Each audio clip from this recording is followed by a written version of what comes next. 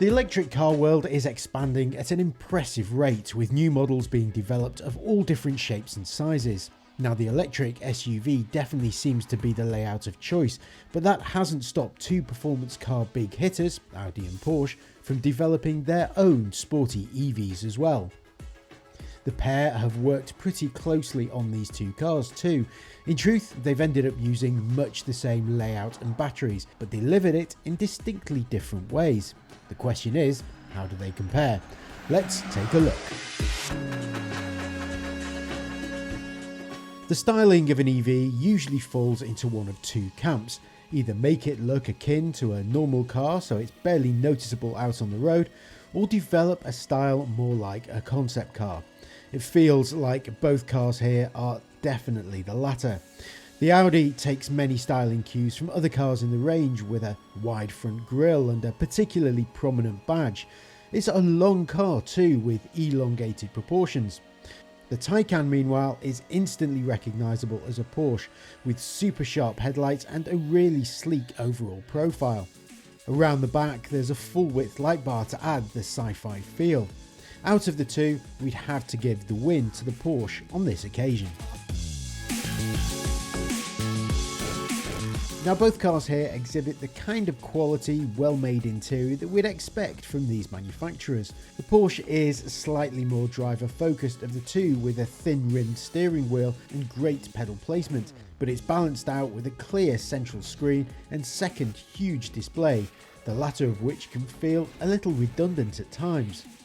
The Audi, meanwhile, incorporates a cabin design that will be familiar to anyone who has spent time in the firm's recent products. It's very good too, with great material quality and an intuitive dual screen setup. It's quick and easy to use, with clear graphics and simple menus. Here, the Audi takes the crown. As with all EVs, both the e-tron GT and Taycan give the instant torque, which delivers a real kick. Even entry-level Taycan models will achieve 0 to 60 in just over 5 seconds, while high-performance Turbo S versions reduce this down to under 3. It's a huge amount of performance, but it's balanced out by great handling and body control. The Audi offers the same kind of performance, but with a slightly more comfort-orientated driving experience. The ride is slightly more supple and you don't get quite as much support in the bends. It's still fearsomely quick to drive, mind you, but for outright driver interaction, we'd have to opt for the Porsche in this department.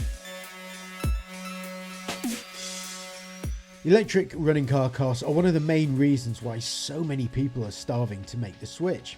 There's also the ability to charge at home, which for a lot of drivers is far more convenient than filling up at a fuel station.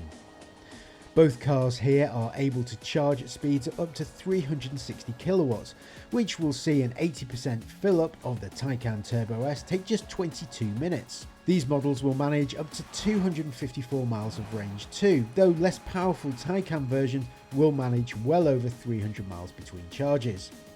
It's pretty much the same story with the Audi 2, with around 300 miles coming from the regular e-tron GT and 293 miles for the more powerful RS version. Since they're so similar in this regard, it has to be declared a draw between these two in this segment.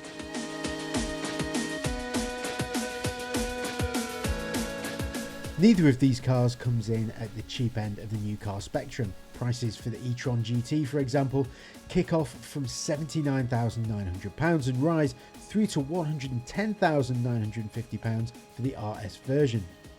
When it comes to the Taycan, things start at £72,850 for the entry-level 4S and top out at £139,280.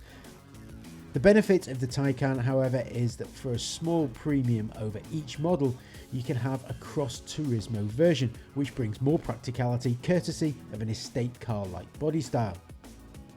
Given this added model choice, we'd have to argue that the Porsche offers the better deal. Residuals are likely to be stronger too, and you don't feel shortchanged when it comes to equipment either.